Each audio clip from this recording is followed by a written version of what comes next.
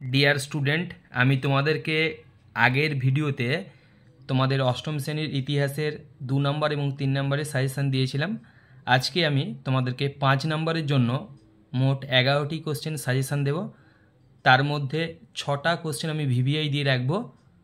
এই 11টি প্রশ্ন তোমরা যদি ভালো করে প্র্যাকটিস করো তাহলে দেখবে তোমাদের যে 5 নম্বরে দুটো প্রশ্ন করতে হয় সেই দুটো প্রশ্ন তোমরা খুব সহজেই কমন পেয়ে যাবে।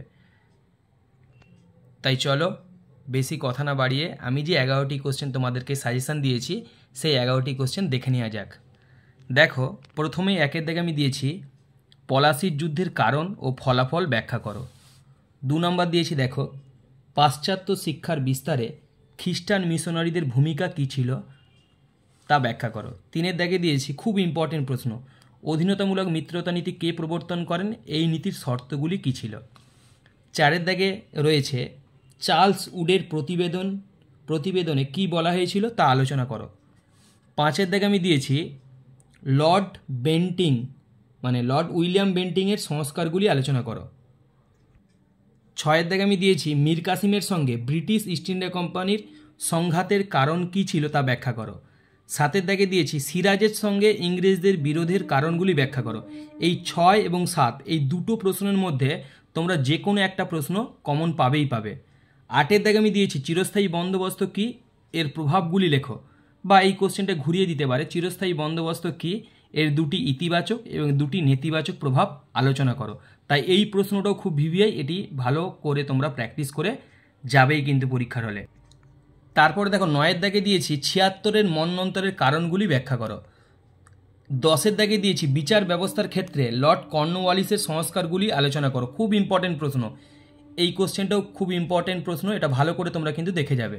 আর 11 দাগে আমি দিয়েছি ঔপনিবেশিক শাসনের আমলে আমলাতন্ত্রের ভূমিকা কী ছিল, এই কোশ্চেনটাও খুব ইম্পর্টেন্ট, তাই এটাও তোমরা ভালো করে প্র্যাকটিস করে যাবে। তোমাদেরকে আমি যে 11টি প্রশ্ন দিলাম তার মধ্যে 6টা প্রশ্ন খুব ভিভিআই। তাহলে চলো দেখে নেওয়া যাক কোন 6টা প্রশ্ন খুব গুরুত্বপূর্ণ সেটা একটু আমরা দেখে নিই। চলো দেখো 2-এর প্রশ্নটা খুব ইম্পর্টেন্ট, এই কোশ্চেনটা আমি ভিভিআই দিয়ে রেখেছি। 3-এর প্রশ্নটাও খুব ইম্পর্টেন্ট, এই কোশ্চেনটাও আমি ভিভিআই দিয়ে রেখেছি। 6-এরটাও খুব ইম্পর্টেন্ট এবং 7-এরটাও খুব ইম্পর্টেন্ট। এই দুটোর মধ্যে যে কোনো একটা তোমরা পরীক্ষায় পাবেই পাবে। আর 8 দাগের কোশ্চেনটাও খুব ইম্পর্টেন্ট, তাই আমি ভিভিআই দিয়ে রেখেছি। তারপরে দেখো 10-এর কোশ্চেনটা আমি ভিভিআই দিয়ে রেখেছি, এই কোশ্চেনটাও খুব ইম্পর্টেন্ট, এবং 11-র কোশ্চেনটা আমি ভিভিআই দিয়ে রেখেছি, এই কোশ্চেনটাও খুব ইম্পর্টেন্ট। আমি খুব স্টাডি করে তোমাদেরকে 11টি কোশ্চেন সাজেশান দিয়েছি। এই 11টি কোশ্চেনের মধ্যে প্রথমে যে কোশ্চেনগুলো আমি ভিভিআই দিয়ে রেখেছি এই কোশ্চেনগুলো তোমরা ভালো করে রেডি করে নেবে, তারপরে বাকি কোশ্চেনগুলো কমপ্লিট করে যাবে।